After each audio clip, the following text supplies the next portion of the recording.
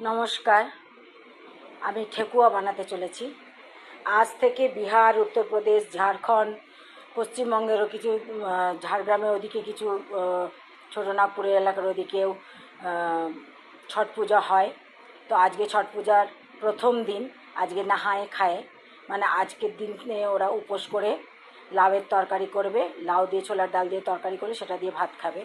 তো আজকে নাহায়ে খায়ে। তো ছট পূজার মেন প্রসাদ হচ্ছে ঠেকুয়া। তো আমি আড়াই বাটির মতো আটা নিয়েছি। ঠেকুয়াটা অনেকে শুধু আটা দিয়েই করে, কিন্তু আমি আড়াই বাটির মতো আটা নিয়েছি, শুধু আটা, ময়দা নয়। আর তার মধ্যে হাফ বাটির মতো সুজি মিশিয়েছি হাফ বাটির মতো। 4 চামচের ওপরে করে করে 4 চামচ আমি ঘি নিয়েছি, আর দিয়েছি এটার মধ্যে মৌরিটা, পাতলা মৌরিটা দেবেন, পাতলা মৌরি দিয়েছি। আর এখানে দেখুন আমার একটা বড় খোপড়া বা গড়ি বা শুকনো নারকেল যে যাই বলুক, সেটার আমি প্রায় মানে 1/3 মানে মতো নিয়ে নিয়েছি। আমি প্রায় মানে 4 ভাগের 1 ভাগ পড়ে আছে, আমি 3 ভাগ নিয়ে নিয়েছি। ঠিক আছে, এই যে আমি এটাকে গ্রেট করে রেখেছি। এবারে এটাকেও মিশিয়ে দেবো আমি।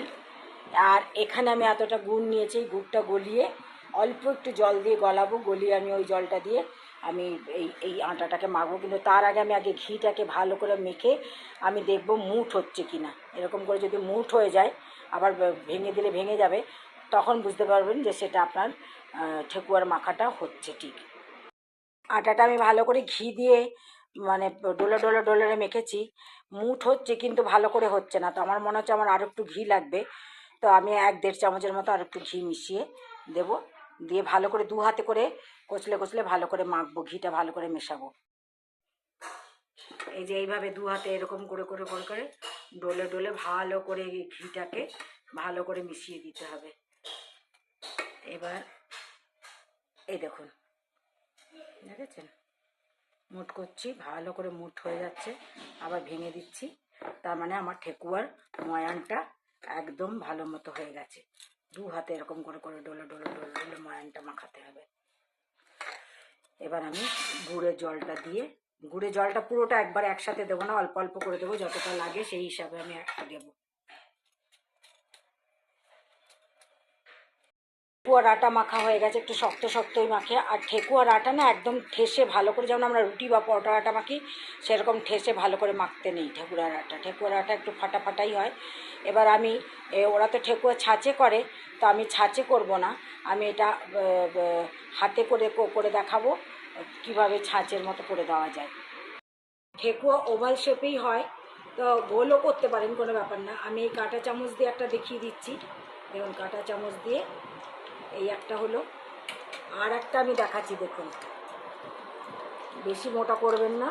ওইদিকে আমার ঘি আর তেল একসাথে মিশিয়ে করেছি। যদিও বিহার ঝাড়খণ্ডের লোকেরা ঘিতেই ভাজে ঠেকুয়াটা, তো আমি অত ঘি দেবো না। তো এবার দেখুন, এবার এটাকে দেখুন, এই ফেটে যাচ্ছে, এগুলো ঠেকুয়া ফাটাই হয়। আমি বলেছি ঠেকুয়া ফাটাই হয়। এই একটা দিলাম, পাতা শেপ হয়ে যাবে। দেখুন, এবার যদি এই দিকটাও করতে চান, এদিকটাও করুন। আর তেলটাকে ভালো করে গরম করে তারপরে ছাড়তে হবে, না তেল কাঁচা থাকলে কিন্তু ঠেকুয়া খুলে পড়ে যাবে।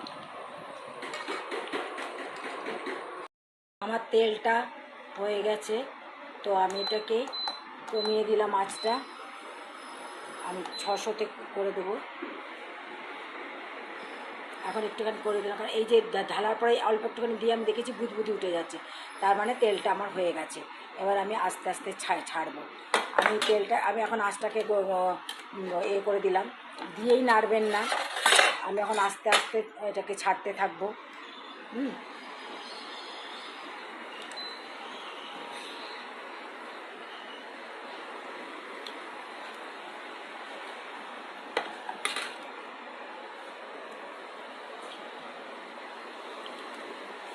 আস্তে আস্তে ছাড়বেন যাতে তেল না ছিটকে আসে।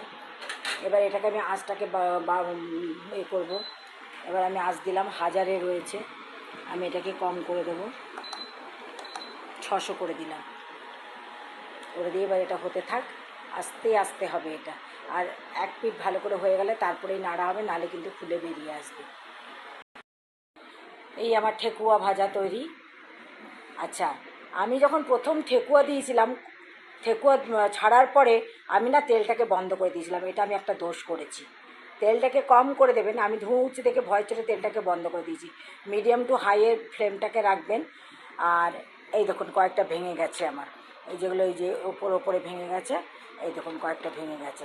দেখুন কেমন কেমন আবার মানে সুন্দর কুরকুরে হয়েছে, দেখুন এই দেখুন দেখুন। তো এই হচ্ছে আমার ঠেকুয়া। আর আমি গুড়ের যতটা জল আমি জাল দিয়েছিলাম ঠিক ততটা জলই আমার আটার জন্য লেগে গেছে। আপনারা আন্দাজ করে সব, খুব বেশি নরম করবেন না, শক্ত শক্ত করবেন এবং বেশি ঠেসে মাখবেন না। আটা রুটি বা পরোটা বা লুচির মতো ঠেসে মাখবেন না, এটা একটু ফাটাফাটাই হয়। তো আমার রেসিপি আপনাদের ভালো লাগলে আপনারা বানিয়ে খাবেন এবং আমাকে অবশ্যই অবশ্যই কমেন্টস করবেন এবং সাবস্ক্রাইব করবেন, শেয়ার করবেন অবশ্যই অবশ্যই। আর সবাইকে ছট পূজার অনেক অনেক শুভকামনা।